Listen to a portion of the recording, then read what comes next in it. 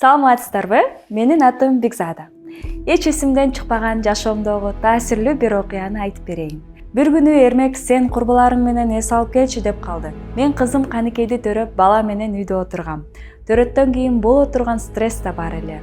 Ушунчалык ичим жылыды. Мисалы, жеке менде келиндик кызматым, бала караган энелик милдетим бар. Андан сырткары жарнамалар менен иштейм. Иш чараларга спикер болуп барам.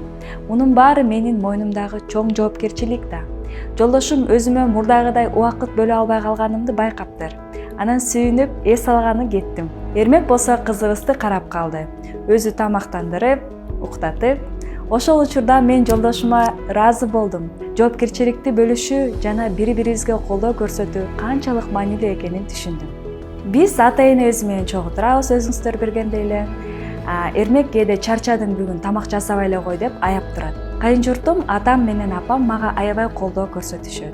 Негизи үй бүлөбүз бири-бирибизди колдойбуз, жардам беребиз деген салтыбыз бар. Ошондуктан менин үй бүлөм менин лидерлик сапатыма түз көз карашта.